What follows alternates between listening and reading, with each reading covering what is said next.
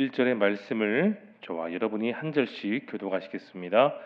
모세가 여호와께서 자기에게 분부하여 보내신 모든 말씀과 여호와께서 자기에게 명령하신 모든 이적을 아론에게 알리니라. 모세와 아론이 가서 이스라엘 자손의 모든 장로를 모으고 아론이 여호와께서 모세에게 이르신 모든 말씀을 전하고 그 백성 함께 읽겠습니다. 백성이 믿으며 여호와께서 이스라엘 자손을 찾으시고 그들의 고난을 살피셨다 함을 듣고 모래 숙여 경배하였더라. 아멘. 이제 모세는 80세가 되었습니다.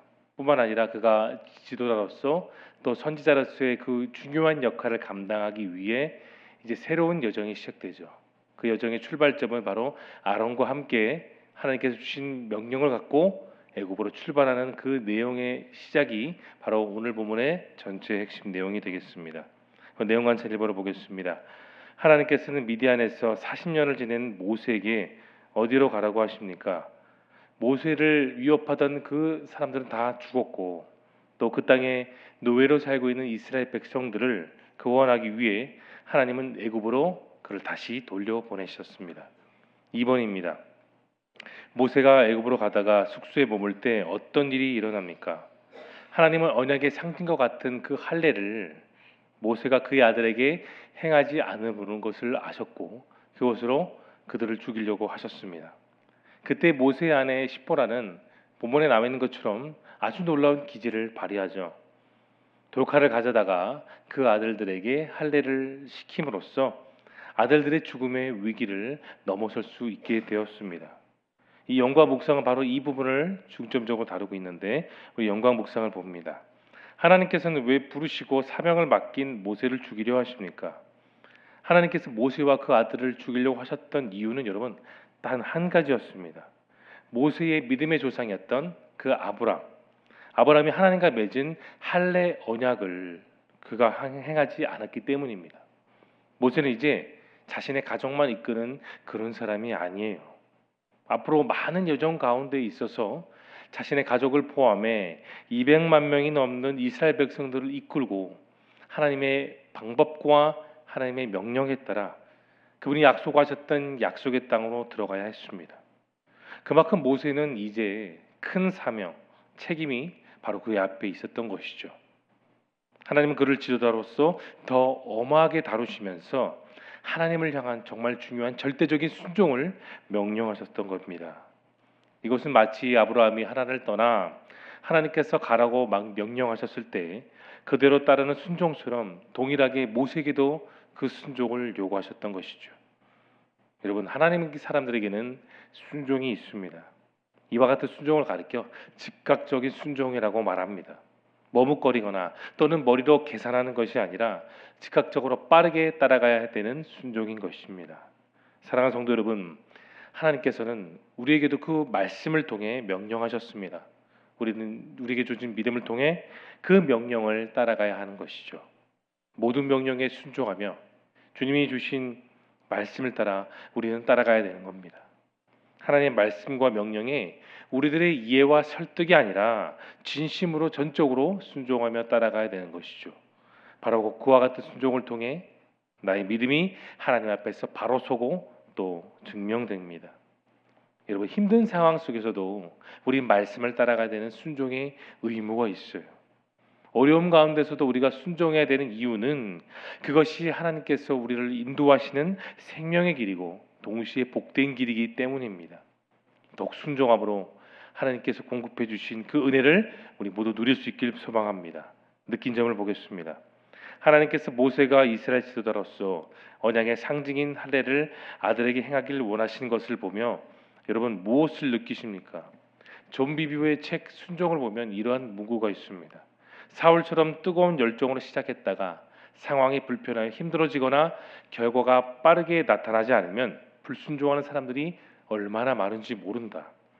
순종이 완전하지 않으면 믿음은커녕 오히려 믿음은 반감된다라는 구절이 있습니다. 여러분, 완전하지 못한 순종으로 하나님 곁을 떠나 방황하고 자신의 뜻대로 살아가는 주변의 크리스찬들이 참 많습니다. 나의 욕심을 버리지 못해 주님의 뜻이 이루어지기 직전까지 언제나 자기의 의지를 살아가는 사람들도 있죠. 그러나 여러분, 인간적인 선택은 늘 후회와 안타까움만 남겨져 있습니다. 이제 주님 앞에 우리의 완전한 순종의 모습으로, 정말 기뻐하시는 자녀의 모습으로 살 수 있기를 소망합니다. 선한 선택을 위해, 그 하나님의 말씀을 위해 우리는 우리의 생각을 내려놓아야 됩니다. 오늘 사는 우리들은 가장 먼저 하나님께서 나를 통해 무엇을 이루실지, 또 내가 어떻게 하면 더 하나님의 그 뜻에 순종하며 나아갈 수 있는지를 기도하며 살아가야 됩니다. 내가 어떻게 하면 좀 더 말씀을 깊이 묵상하고 또 실천하며 생각하는 것이겠죠. 여러분, 말씀과 순종은 늘 같이 가야 됩니다.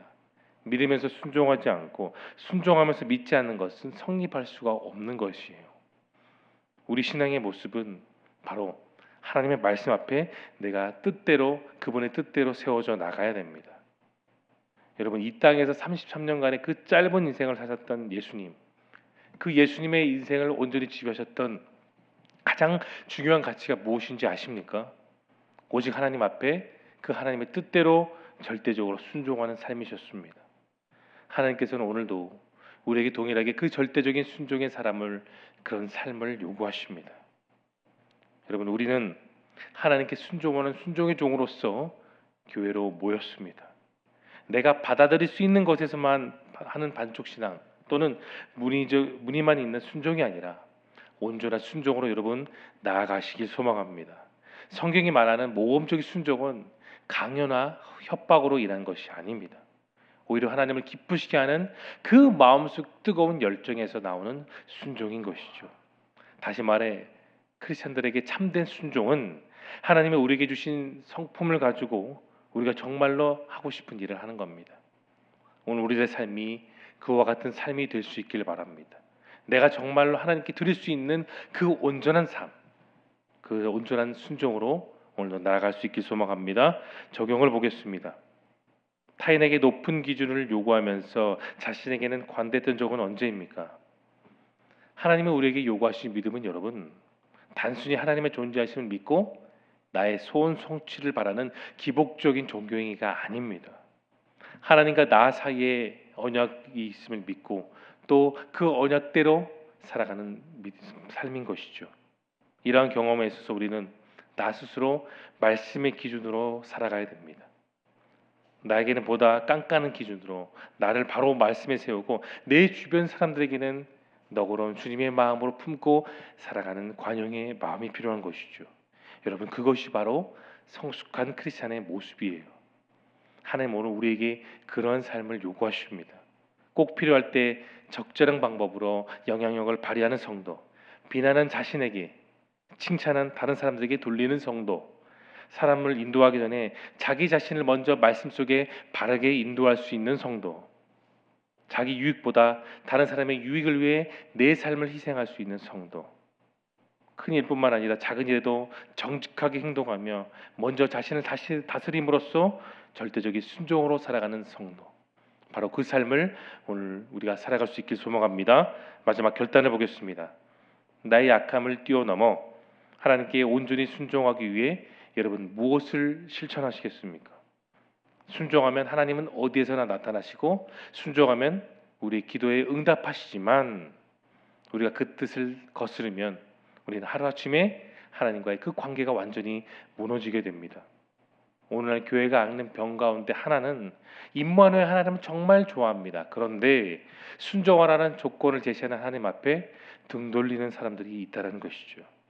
책임 있는 순종의 삶을 주교하게 여기지만 우리가 더욱더 그 말씀대로 살아가야 됩니다. 그러므로 이제부터는 더욱더 그 하나님 말씀에 전적으로 순종하며 나아갈 수 있길 소망합니다. 순종하면서 더욱더 그 말씀의 깊이를 누리십시오. 하나님이 떠날까 불안해할 필요가 없습니다. 오히려 순종하지 못할까, 이 하루 가운데 내게 주신 삶 속에서 내가 정말 순종하지 못하는 것이 무엇인지를 바로 새길 수 있길 바랍니다. 이것이 바로 임마누엘 하나님을 누리는 비결입니다. 이와 같은 하나님의 놀라우신 그 은혜가 여러분의 삶 가운데 충만할 수 있기를 예수님의 이름으로 축원합니다. 이 시간 함께 기도하며 나아가겠습니다. 오늘 들은 말씀을 기억하며 기도하시고, 또 화면에 보이는 기도 제목 첫 번째, 상황에 구애받지 않으시는 하나님을 신뢰하게 하옵소서. 연약한 자를 사용하셔서 구원을 이루시는 하나님께 붙들려 쓰임받게 하옵소서. 공사기간 동안에도 예수님이 선포하신 복음의 본질을 더욱 견고히 붙잡는 은혜 충만한 교회가 되게 하옵소서. 마음이 지혜로운 사람들이 함께하게 하시고 여러 모양으로 수고하는 일꾼들을 기억하여 주옵소서. 뿐만 아니라 여러분의 소중한 기도 제목을 놓고 우리 다 함께 주 한번 외치고 통성으로 기도하며 나아가겠습니다.